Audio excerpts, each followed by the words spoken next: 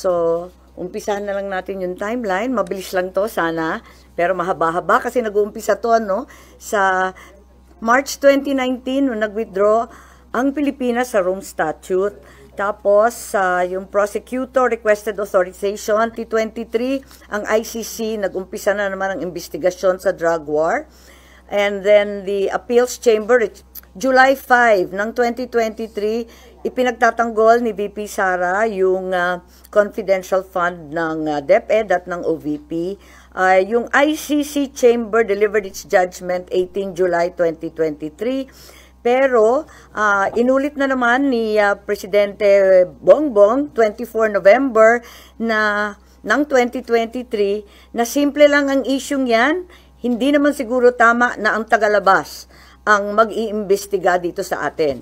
So, yun ang nangyari, Tapos, gusto natin maintindihan yung konteksto ng mga pangyayari. At nung 15 December 2023, andyan na yung sulat kay VP Sara, na the jurisdiction of the ICC over the Republic of the Philippines after the effectivity of our withdrawal is very much in question, and I am certain that you and all of my cabinet will echo my views. Sabi rin niya, for the 100th time, I do not recognize the jurisdiction of the ICC in the Philippines. Noong 28 January 2024, kauna-unahang maisog rally, at binanatan ni former President ang ating Pangulo Bongbong. Noong 29 January, kick-off rally ng Bagong Pilipinas, pero kasabay din ang candlelight prayer rally ni Presidente Duterte. 30 January 2024, eto na yung unang hearing ko sa PI, People's Initiative, February 2 sa Davao, 13 dito na naman February sa Senado. And 20 February, si Pangulo ay nagsabi, I don't approve or deny it, but the ICC haven't done anything illegal. Ito yung tinutukoy ni Secretary Boying na pagbabago. Once they do, we will do something about it, but we are an open country. 19-2024, June, VP resigns as DepEd Secretary. 20 July, maisog, rally liwasan. 16 August, first Quadcom in Bacolor, Pampanga. 22 September 2024, VP Sara says, hindi naman kasi kami talaga nag-uusap. Hindi kami magkaibigan unang-una. Ayun na. And then 12 October 2024, sabi ni PBBM, I don't know anymore. I'm a little dismayed to hear she doesn't think we are friends. 11 November 2024, nag-attend si former President Duterte ng 11th Quadcom hearing.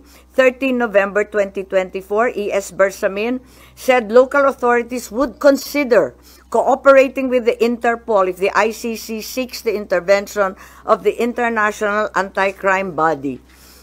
14 November 2024, nung nakaraang taon, ang sabi ng ating Pangulo, if that's the wish of Duterte, we will not block the ICC. We will not just cooperate. 28 November, first bicameral conference tungkol sa 2025 GAA. And the 2nd of December 2024, first formal impeachment case against VP Sara. 11 December, second bicam.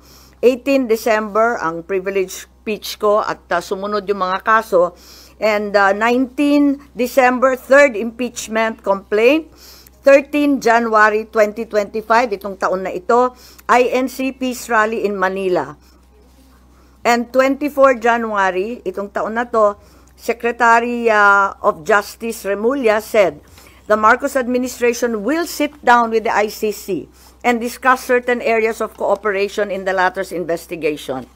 He also said, cooperation with an international tribunal is permissible, noting that ICC representatives have already been going in and out of the country without us raising anything. So, may admission po ron. And 28 January 2025, may mga declare the 2025 national budget unconstitutional. Nung 5 February nitong taong to, impeachment of VP Sara was approved in the House of Representatives. 10 February, the ICC prosecutor applied for an arrest warrant against former President Duterte. 22 February, People's Indignation Rally, Mandaue, Cebu. 7 March, the warrant of arrest against former president was issued as secret by the ICC chamber.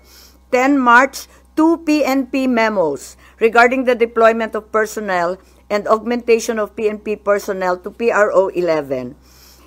11 March, the warrant of arrest was reclassified as public this time by ICC. Times received an ICC request for the arrest and extradition of former President Interpol and PNP with his Miranda rights postponed at his request. He then was taken to Villamor, where he was housed in Maharlika Hall with his family and some legal advisors. By 11 a.m., Malacanang confirmed his arrest, while his daughter Kitty live-streamed the event. By 11:03, Duterte was flown out of the country on a chartered flight to Dubai and Rotterdam, Netherlands, as President Marcos held a press briefing on the arrest. 12 March 2025, DOJ Prosecutor General Fadulion issued a certification, bago po to, nahanap lang namin to, that President Duterte was arrested on 12 March 2025, approximately 11:44 a.m. May problema ako sa datos nito kasi bakit 1 day later? The custodial state has determined to deliver Rodrigo Roa Duterte to the ICC in accordance with Article 59.4 of the Rome Statute. And in accordance with Article 59.7, the arrested individual shall be transported to The Hague and placed in the custody of the International Criminal Court. 13 March, during an interview with Pinky Webb, Interior Secretary John Vic Remulla revealed that Duterte's arrest was a group effort involving National Security Advisor Año, Defense Secretary Teodoro, the President, with Año playing a key intelligence role in monitoring Duterte's travel. On 20 March, we had the hearing here in the Senate. The highlights of the hearing were the denial of Año of any involvement in the arrest, and John Vic, SILG Remulla denied. PCTC said the Interpol issued a diffusion, not a red notice, and Justice Secretary Remulla claimed that ICC has jurisdiction over individuals and crimes, despite the withdrawal of the Philippines from the Rome Statute, because international humanitarian law is already customary law.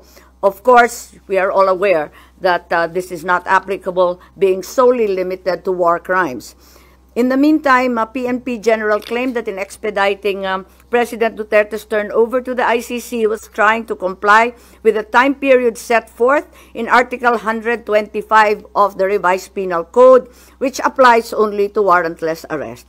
A 24 Horas report revealed that Philippine authorities had planned Duterte's arrest since January under Oplan Tugis by the PNP CIDG, and that Duterte sought asylum in China, but this was later denied by all parties. On the same day, DILG Secretary Remulla denied involvement in the arrest, stating he was unaware of any core group behind it and only learned of the Interpol red notice on the day of Duterte's detention. So as far as the investigation goes, this is the timeline, and we're happy to share it with you. In the meantime, I'd